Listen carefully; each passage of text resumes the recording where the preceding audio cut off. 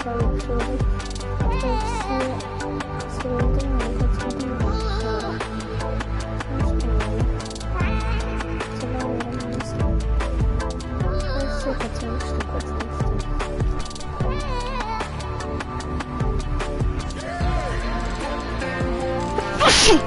Ay, pardon.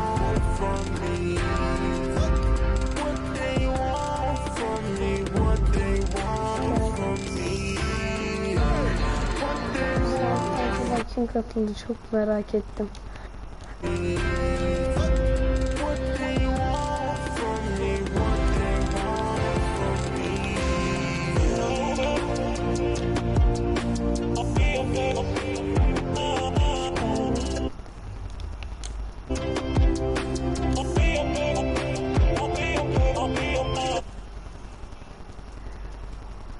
Çıktın mı?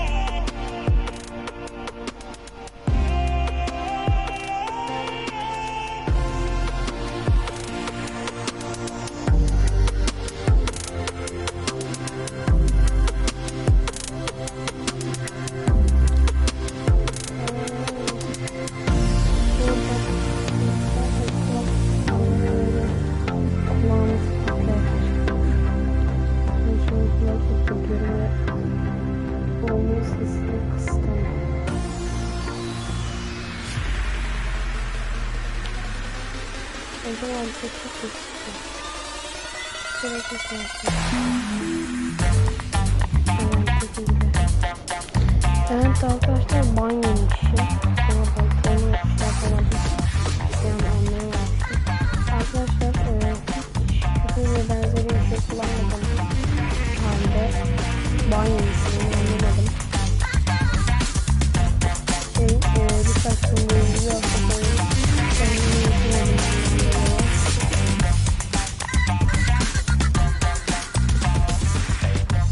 Daha öncesinde yapamamışım zaten. Ondan sonra yaptım. Ben de sonra güzel şeyler yapacaktı ve aynı şeyleri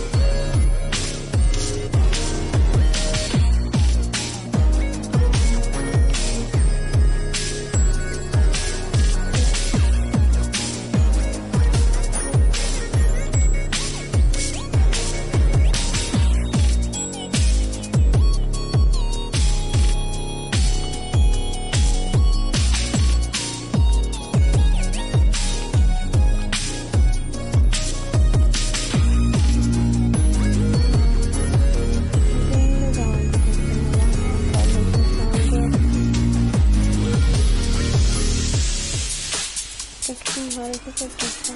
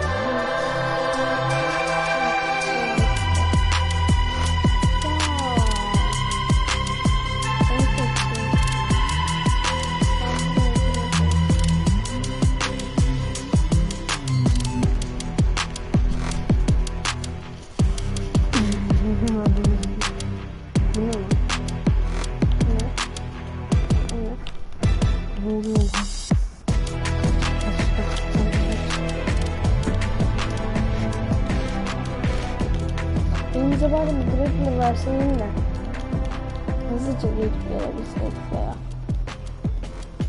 Bu arada bu sezondaki en sevdiğim konu hangisi?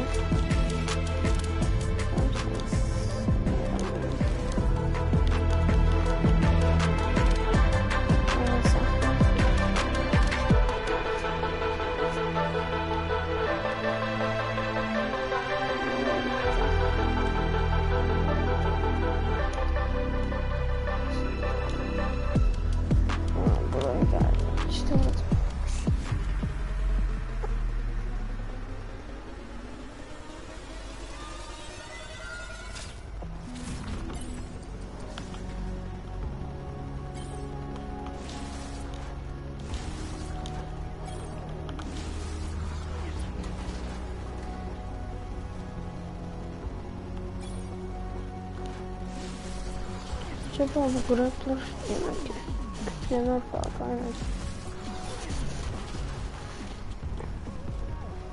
Oha ben tam tersine gittim. Neyse.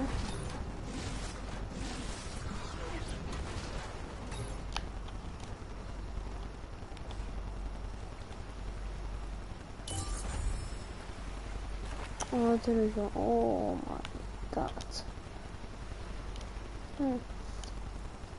Yeni bir rekora imza attım. Bunun için bana bir papel verebilirsin. Zormuş, en yüksek puan. Hack. Bakın çok yapan hack.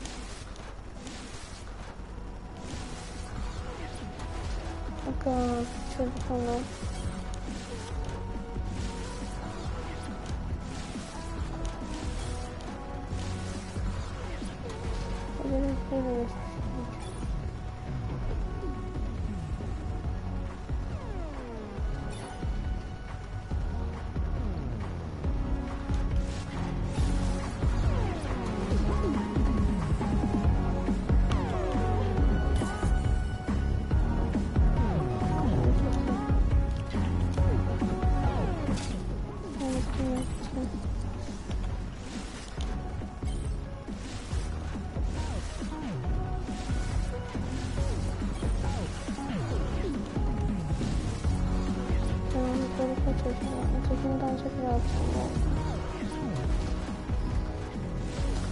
Büyük ekran şurası mı acaba?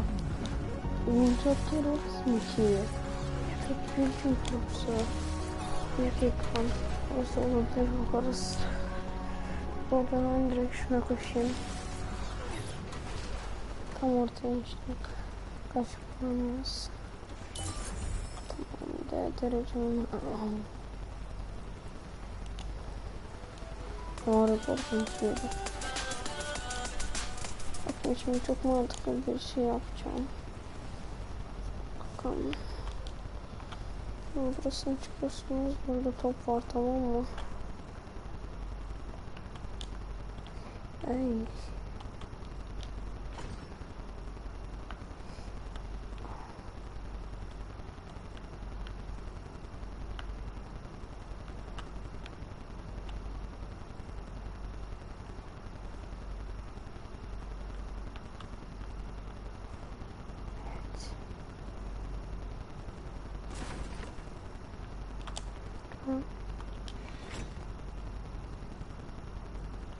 Ne?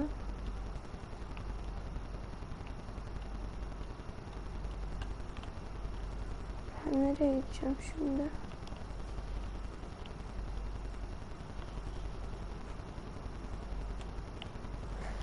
Şuralarda bir yerde. Şu hızlı koşular mı acaba? Bakalım şunu atalım kendimize.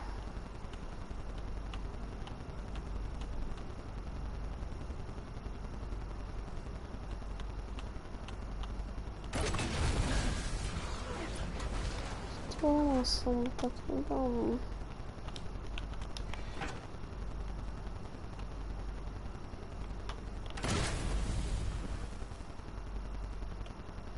Oha bir de denk geliyormuşum. Aha. Ah be. Denk geliyordum aslında da. Gerek duymadım yani.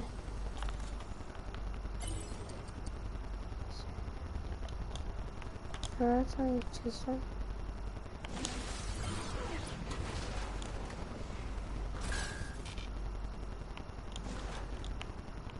Beni boşu boşuna aşağı attı o.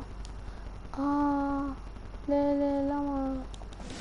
Acaba büyük ekran dediği yer burası mı? Evet. Büyük ekran dediği yer burası. O zaman burada olacak. Birkaç dakikası var. Yaklaşık 5-6 dakikası var. Hadi bakalım.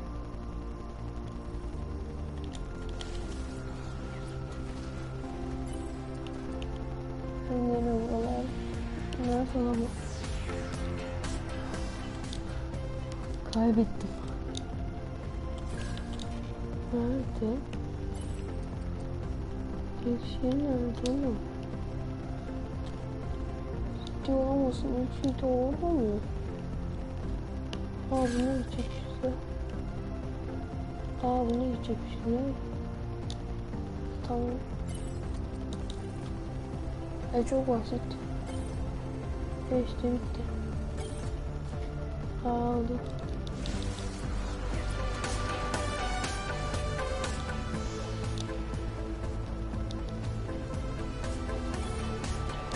Kocaman olmaz.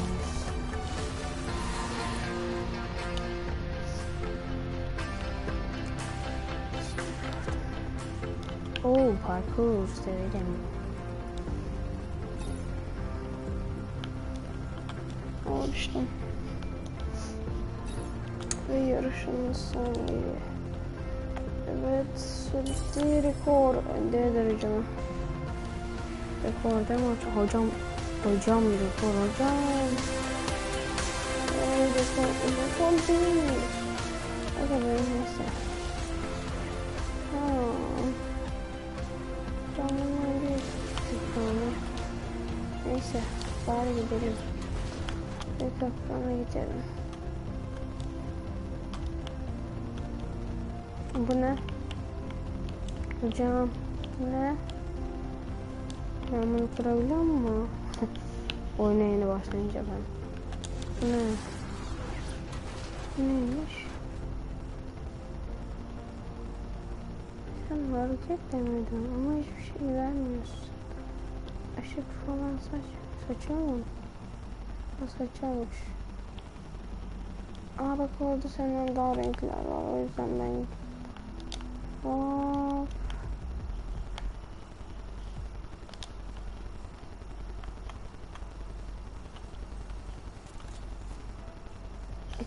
başta bir şey yazar mı acaba? Son 5 dakika.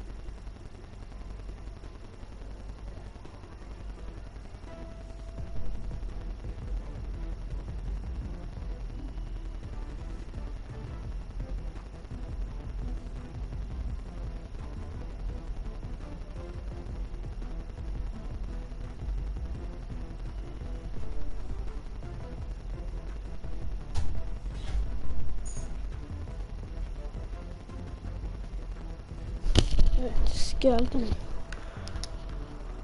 Şu an bir şey fark ettim ki o da çok soğuk. Klimayı kapatmayacağım. Ama derecesini düşürüyorum bir saniye.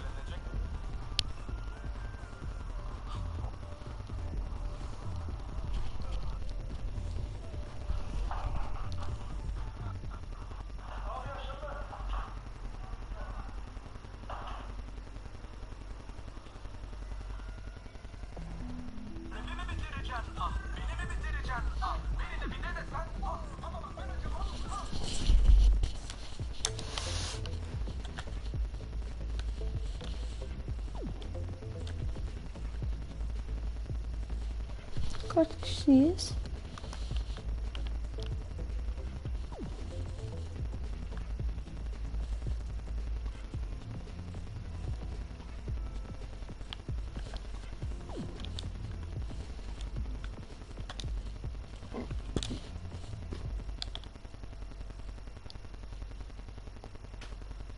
Ses gitti.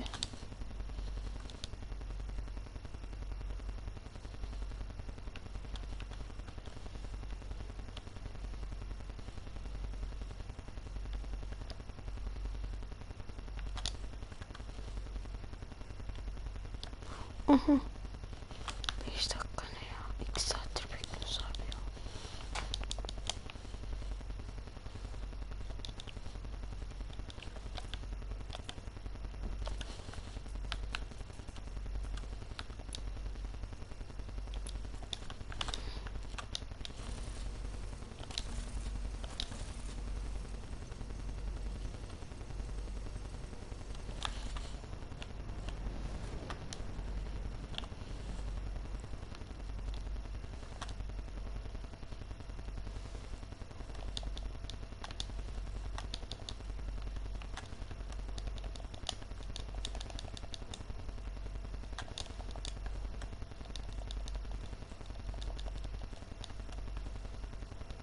Neydi?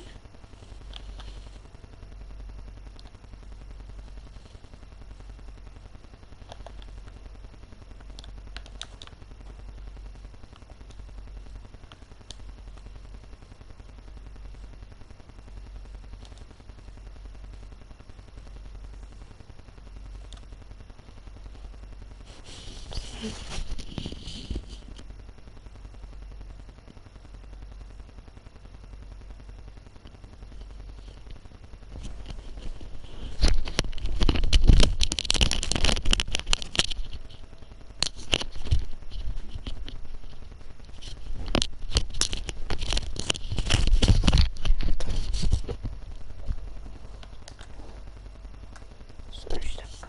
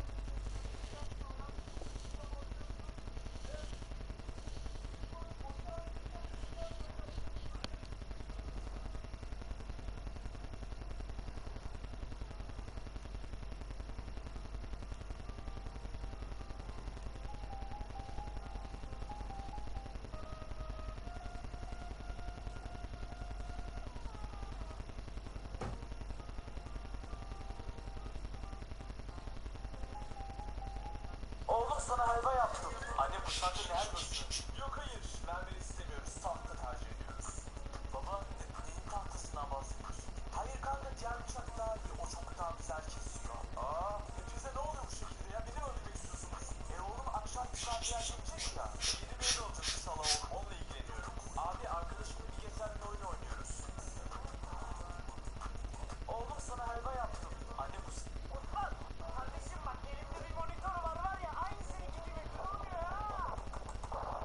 Kardeşim bunlar benimkilere benzemez. Şimdi alır arabamın altına koyarım, ezerim, kırarım, başıma kalır hadi. Ne bana diyorsun? Hadi, hadi. Sen bekle.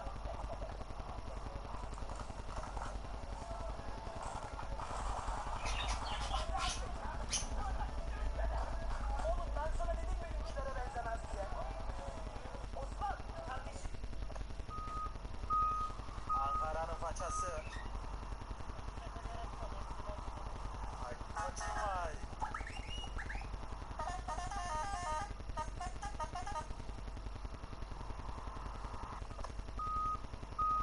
Ankara'nın façası. Ay kaçırmay.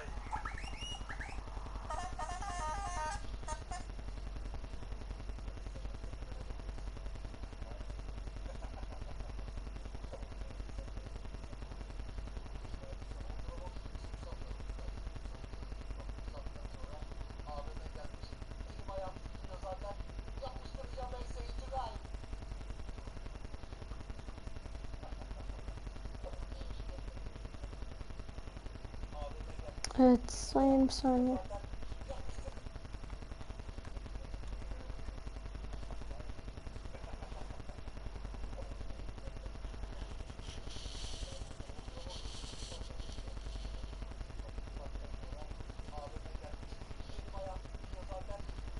Evet. Hadi bakalım.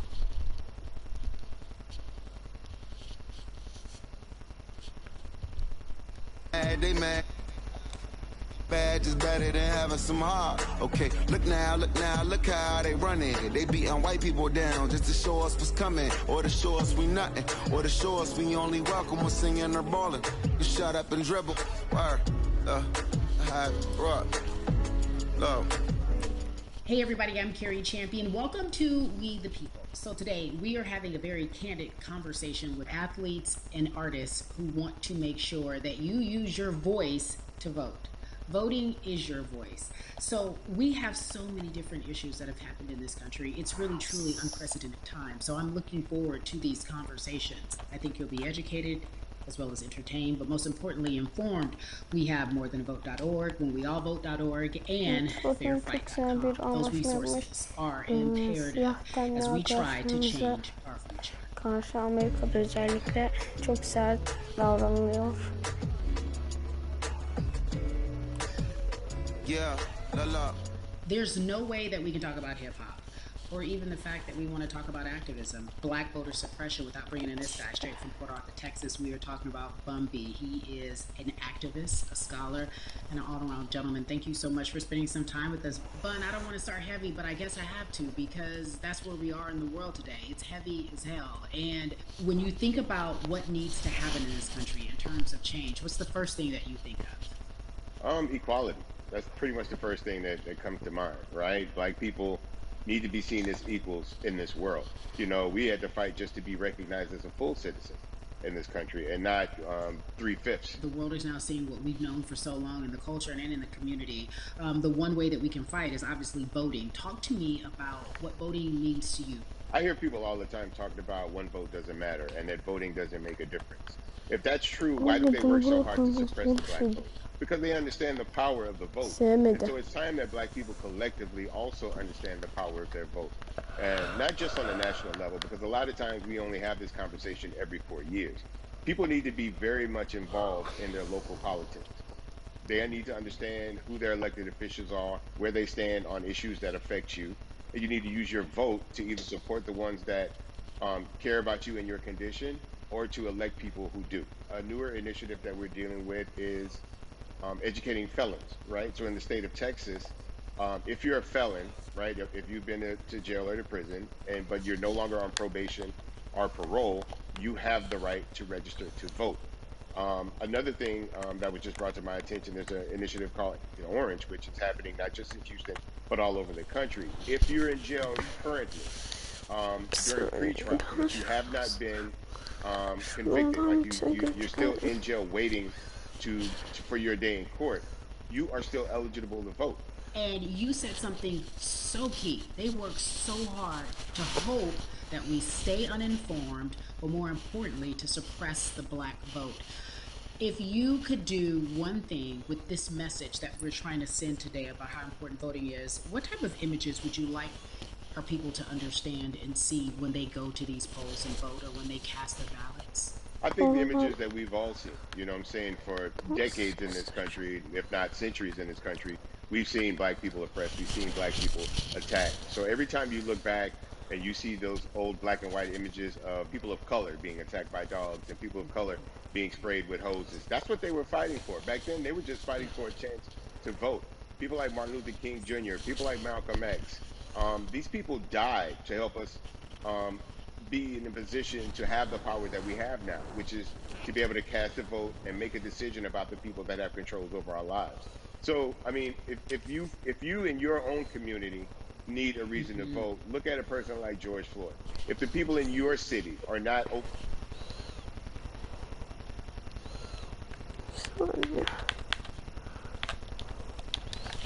Çok seviyorum. if they're scared to say Black Lives Matter, you have the power to put people in those positions who do believe that Black Lives Matter, who do believe in racial equality, economic equality, judicial equality, That's right. right? That's right. Who see us as human beings.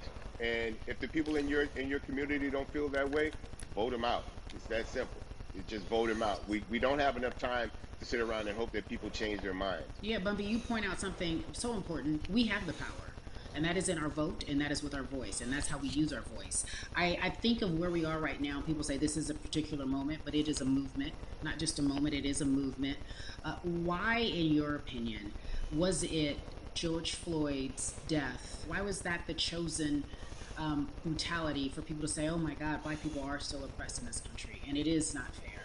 I think it's twofold, Carrie. In so many different encounters between people of color and the police, there simply is no proof of what happened in the interaction. And so what happens is in a court of law, it tends to lean towards the policeman's point of view, right? In this case, we saw very clearly what happened. I think the other thing is due to the fact that everyone was at home, basically, during this time period in relation to the coronavirus, you couldn't avoid it. Right? It was on every television station. It was on every social media platform. Everywhere you turn, you were constantly hit upside the head with this message. You see in the interaction that this man did nothing to deserve what happened. That's right. And I think it's so well said, because if you think about it, in the grand scheme of things, it wasn't worth it. And he didn't have to lose his life. I think that you touched on something that a lot of people talk about. And that is now defunding the police. That has been such a huge conversation, but there's so many misconceptions around defunding and dismantling. If you will, educate the audience. All right, so most people, when they hear the term defund the police, they tend to think of, oh, they're going to take away our police department. Nothing could be further from the point. Defunding the police means that in certain communities, in Houston, take for example, we had over $1 billion allocated to our police force. Now, what is that money being used for? Some of that money tends to be allocated towards riot shields, right? Pepper spray, right? That kind of thing. That's only used against the people that fund this budget, right? So why would the people want to supply the police with the means to oppress them? If the police are concerned about the situations in certain communities with a higher crime rate, well, higher crime rates tend to happen in communities where there's not employment opportunities, right? There's not a lot of social services, and people are going to do what they need to do to take care of themselves and their families. When the community has more opportunities for employment, more opportunities for upward mobility, then they tend to be less of a strain on the government. They tend to have a lower crime rate, and because of that, we'll have less need for the police in those communities. You are passionate about so many different things in terms of making sure that we are holding our leaders accountable. Talk to me about some of the other projects that you're working on. Well, right now, obviously, being a part of More Than a Vote is essential. We're dealing with primaries in this country right now, and we just want to educate people. We want to inform people because people are tired, they're angry, they're concerned, and they want action. And so we want to make sure that we gitsin.